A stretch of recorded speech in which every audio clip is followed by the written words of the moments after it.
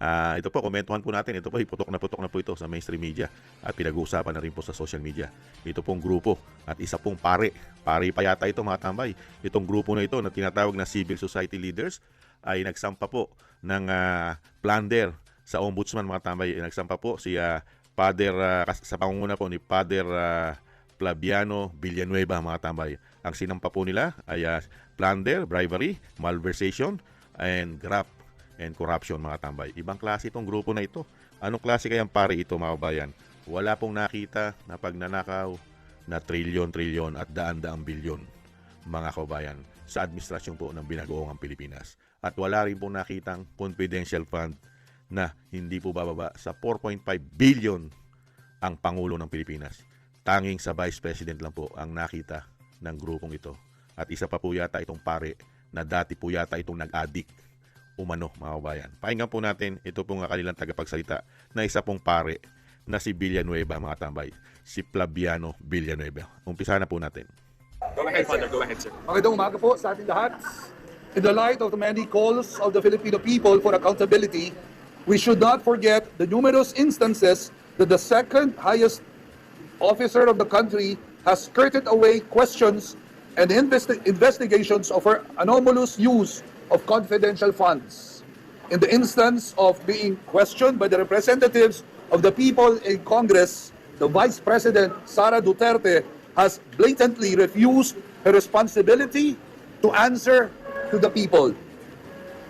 She has continuously undermined the very essence of what public service is all about.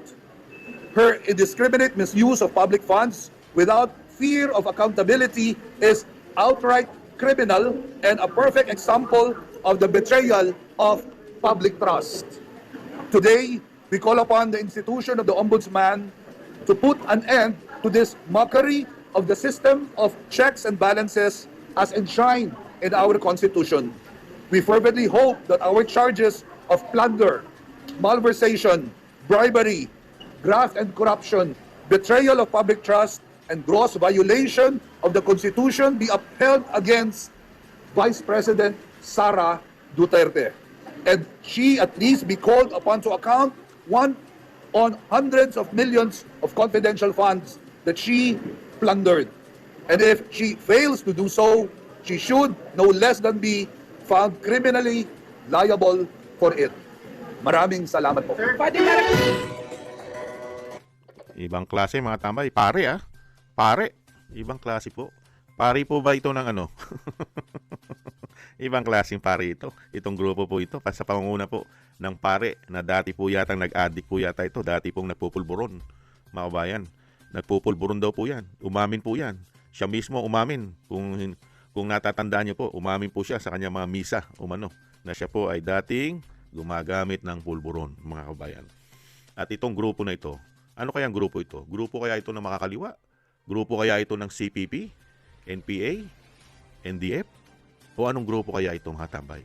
Ito pong civil society, mga kabayan. Ano kayang grupo po ito? Ibang klase, no? Talagang sunod-sunod. Yung isang kinuha nila, isa pong kidnapper, nakakulong, si Madriaga. Ngayon naman po, pare naman. Grupo naman po at sa pangunguna ng pare na sinasabing sa pangunguna po ng civil society, ibang klase po. Ibang klase, plunder, bribery, malversation, and graft and corruption at kung ano-ano pa ang sinampa nila po sa ombudsman. Talagang hindi pa natatapos ang taon ay pinaghahandaan na po talaga nila mga kabayan. Hindi po ba? Impeachment. Dahil alam naman po natin, ang Vice President ay sa impeachment lang po pwedeng matanggal bilang Vice President. Di ba? Dahil siya po ay may immunity, mga kababayan. Kaya po, sa ombudsman, kung dadalhin po nila yan, at syempre, mga kababayan, pagtutulong-tulungan po nilang dalhin yan sa Kongreso para po masimulan na naman ang bagong impeachment ng ating Vice President dahil matatapos po ang kanyang 1-year ban sa February. Kaya lutong-luto, niluluto, mga kababayan. At syempre po, kasama po ang sinasabing nagpapakasantong kabayo, di ba? At banal na aso. Unbelievable. Kaya po natatawag na santong kabayo at banal na aso itong mga tao na ito. Sa pangunguna po, mga kababayan, ni Flaviano Villanueva. Unbelievable. Wala man lang po nakikita itong si Flaviano na malawak ang korupsyon sa ating bansa.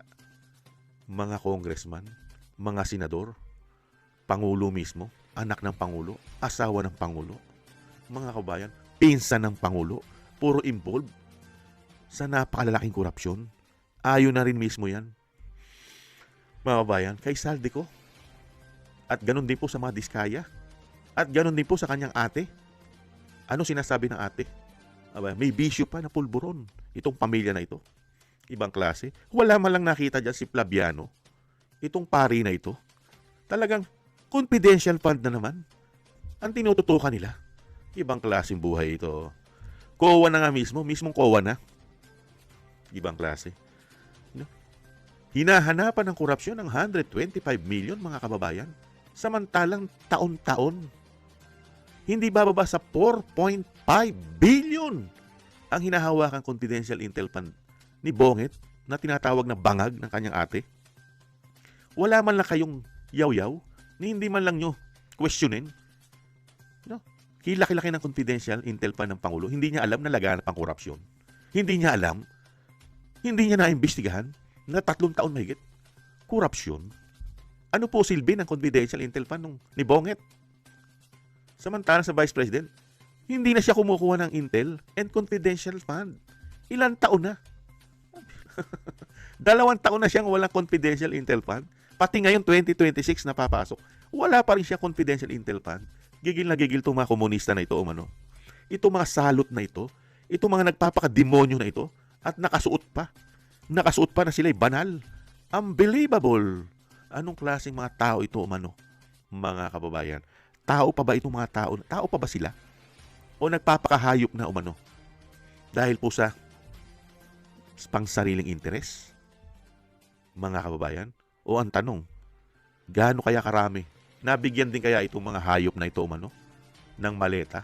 Ng puno-puno na basura na tinatawag? Na puno-puno ng pera daw? Grabe na po kasama. Grabe na po kasama. Naglabasan na po at nagsama-sama at nagkampi-kampi ang masasamang tao, umano, para lang po pang sariling interes sa gobyerno natin. Imbang klase. Gamit na gamit po sila. Magmula po kay dating Pangulong Duterte, sila ang nagagamit, makakaliwa, komunista, umano. Pati kay Vice President, halos lahat. Mga kabayan, sino pa kaya ang susunod, mga kabayan? Kompleto na. May pare, may madre. Ano pa kaya? Baka sa susunod, mga kabayan, pati ang Papa sa Roma, umano, ay magkaso na rin ng plunder. Hindi kaya sa Vice President? Dahil pari na po eh. Ano po ba susunod? Obispo. Nakakalungkot lang po, mga kabayan.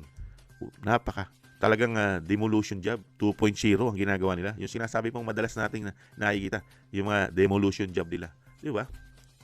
Gagawin at gagawin pa talaga nila para po ang mga Duterte hindi makabalik sa pangyarihan. Dahil po, isa po itong magiging malaking problema nila. Lalo-lalo po ang mga komunista. Di ba?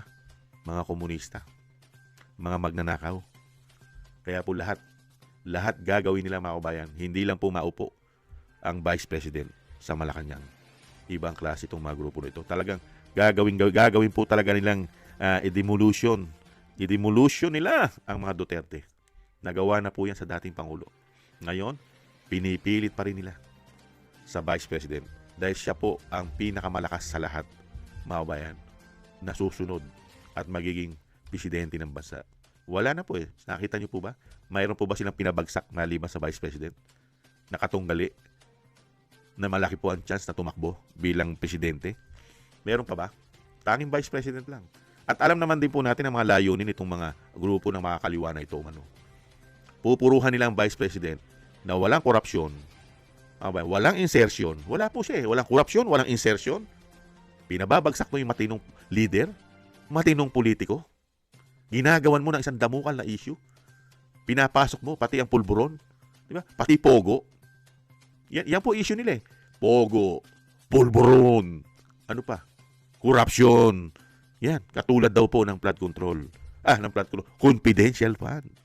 Pero hindi naman siya sangkot, mga kabayan, sa napakalaking korupsyon. Mga kabayan, wala eh. Hindi man lang siya sangkot. Di ba? Sa mga flood control. Wala. Ibang klase. At walang nagdi-deliver sa kanya. Tumihingi siya ng hindi bababa sa 2 billion every month. At walang deliver sa kanya na mali-maleta na pera. Di po ba sa Vice President?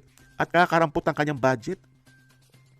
At wala siyang hawak na departamento na lahat ay puro po may korupsyon. Katulad ni Bongit, lahat halos ng hawak niyang departamento, puro may issue ng korupsyon. Hindi po ba?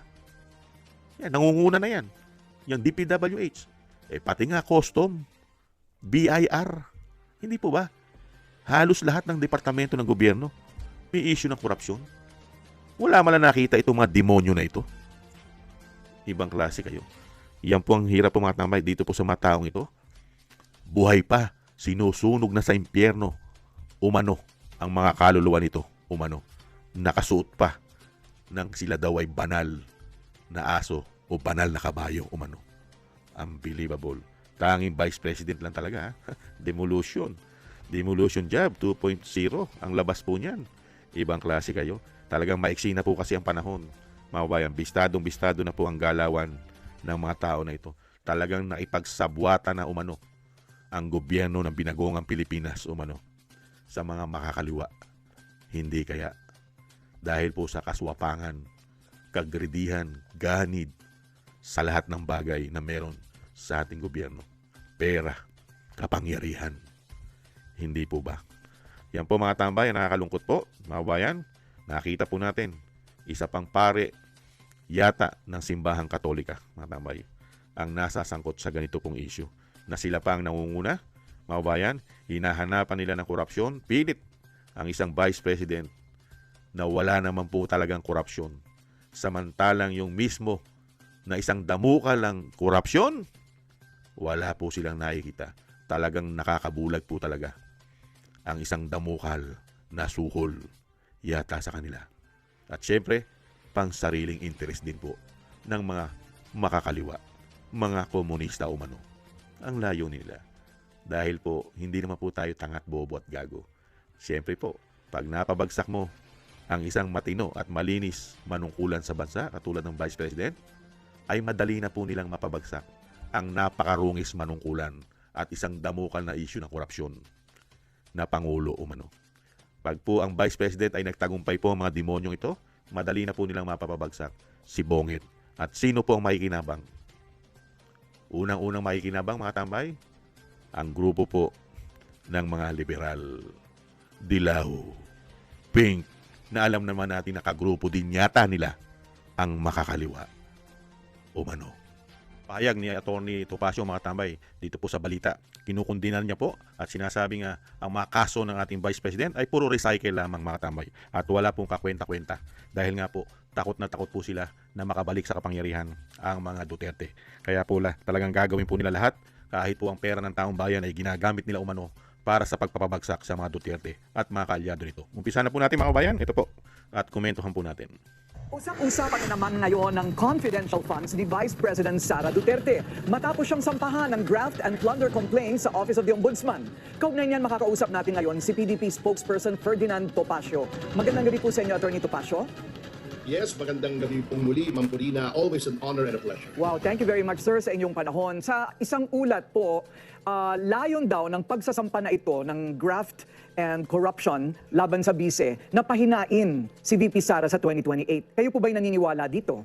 Ay, opo. At in fact, kami nga po ay naglabas na noong kamakalawa ng opisyal na pahayag sa ngalan ng Partido Demokratiko Pilipino na sinasabi po namin, unang-una yan ay mga recycled. Bagamat environmentally friendly ang recycling, ay hindi po yan uubra pagdating po rito sa mga charges. Number two, obvious na obvious naman po na ang may mga pakana nito ay yung mga the usual suspects kumbaga na wala na pong ginawa kundi batikusin si pangalawang Pangulong Sara Duterte sapagkat natatakot po sila ng consequences to their vested interest should the Vice President become President in 2028. Ano ho sa palagay ninyo ang pinakamatibay na depensa ng bise?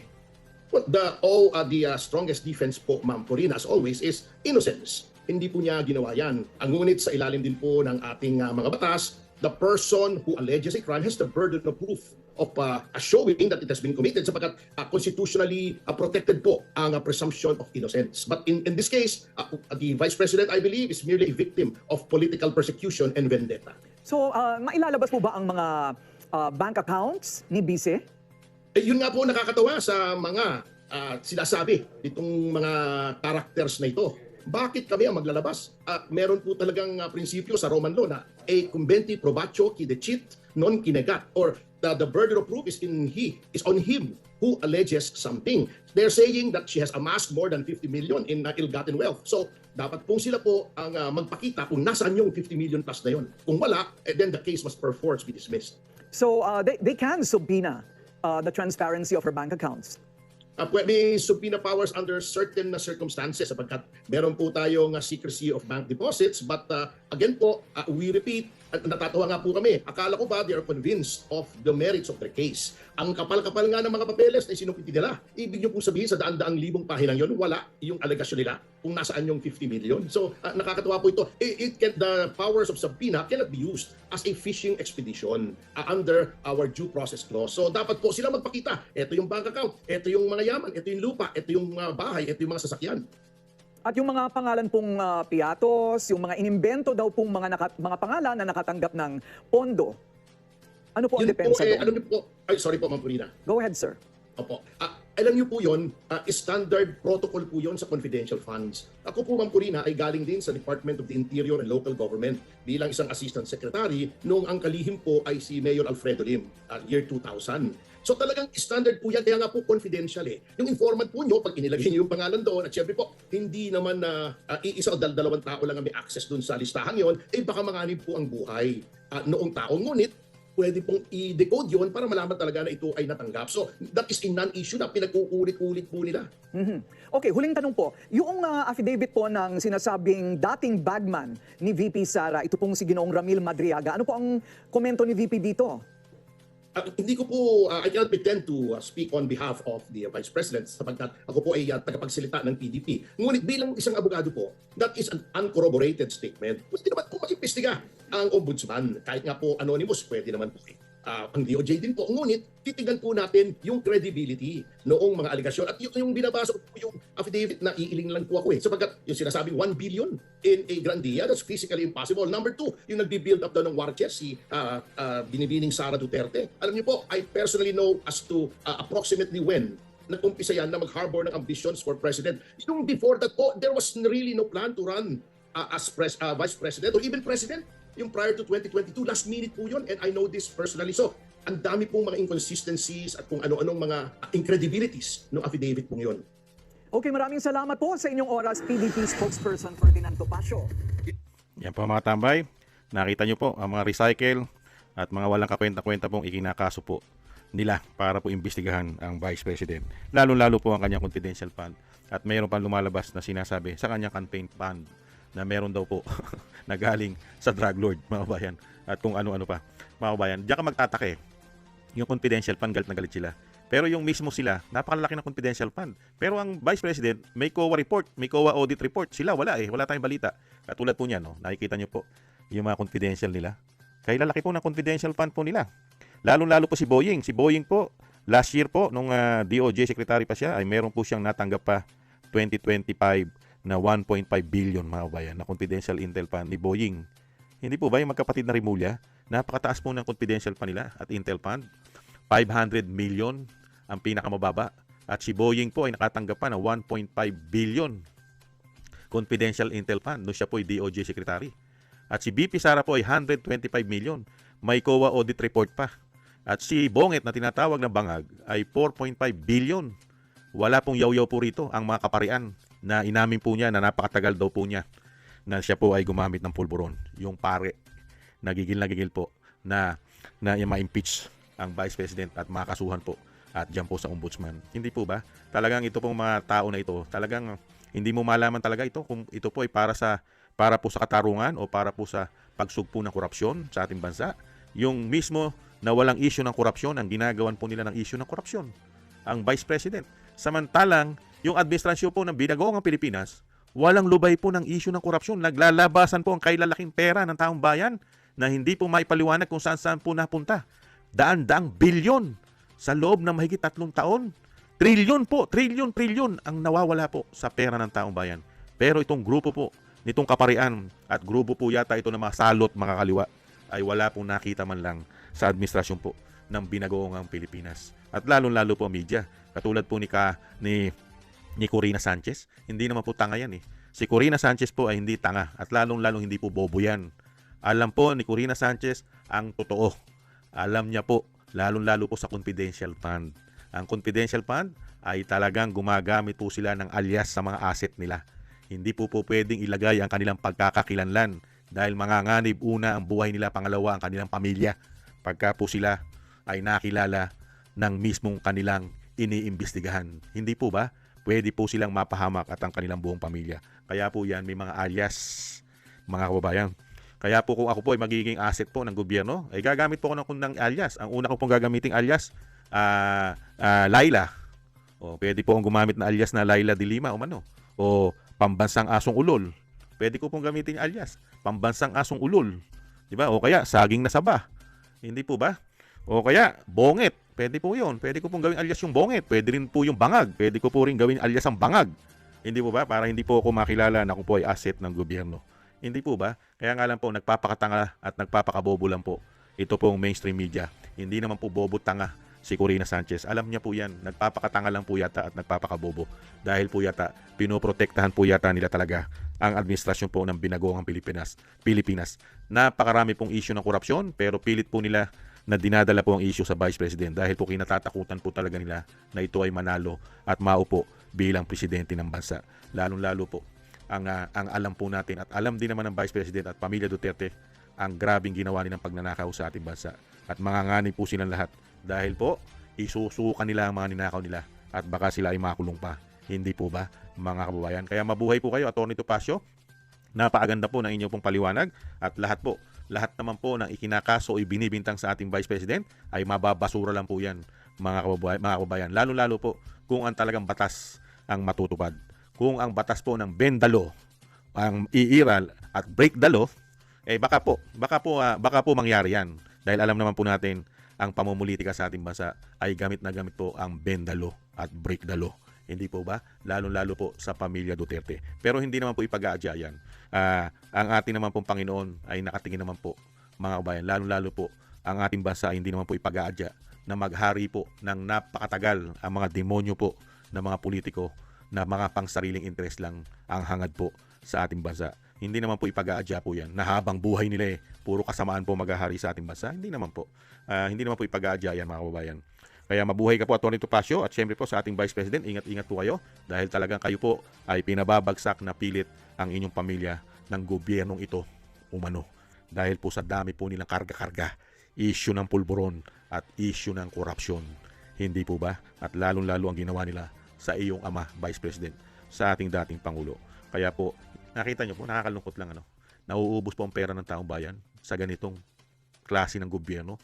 Ngayon lang po tayo nakasaksi ng ganitong pagpapatakbo ng gobyerno. Magmula umpisa, ang ginawa lang sa atin ng mga salot na ito, pamumulitika at korupsyon. Araw-araw, kay lalaki ng budget, trilyon, pero ang ginagawa lang sa atin, politika, korupsyon. Anong klaseng gobyerno yan? Ibang klase. Samantalang yung ibang bansa, ang ginagawa nila sa bansa nila ay paunlarin ang bansa at bigyan ng maraming trabaho at kaluwagan ang mga kababayan nila. Di po ba? Samantalang sa atin, ibang klase. Mga kababayan, talagang ibang klase. Uubusin ang pera ng bansa pang sariling interes lang. Tumakbong politiko, tumakbo para lang sa ganitong klaseng paglilingkod lang ibibigay sa atin itong mga hayop na ito. Ibang klase itong mga hayop na ito. Walang kasiyahan, mga kababayan. Sobra-sobra na kayamanan. Talagang iba talaga. Pagka ang masama ay talagang likas na masama talaga. Gagawin na talaga lahat. Makamtam lang at hindi na mawala sa kapangyarihan ang mga hayop na yan. Hindi po ba? At biyaya, shoutout po sa inyo lahat. Sa mga nagko-comment, like, share, and subscribe. Shoutout po. Ingat-ingat po kayo, mga kababayan.